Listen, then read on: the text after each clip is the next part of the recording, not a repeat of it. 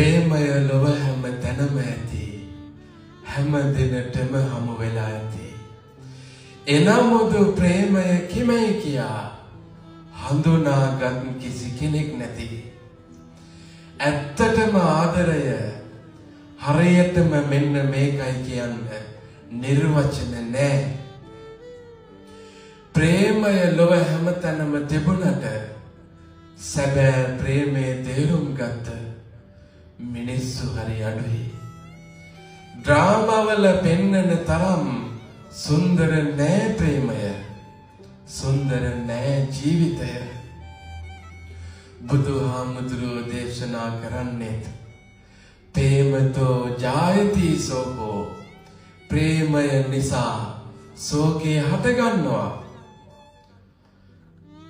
බැඳෙන තරම කොච්චරද දවසක ඒ තරමටම රිදෙනවා.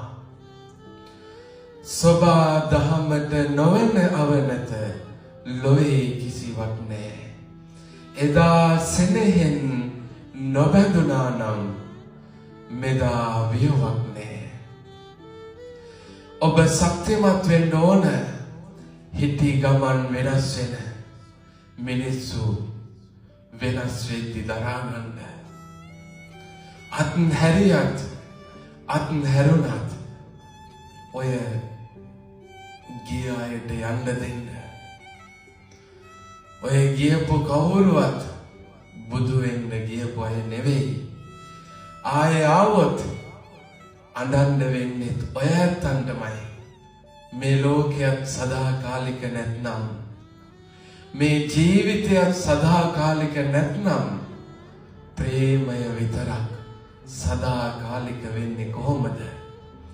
සදාකාලික නොවූ ලෝකේ සදාකාලික ප්‍රේමයක් සොයානෙක ගම් දනව් පීරා ගෙවූ කාලයේ සේනයක්.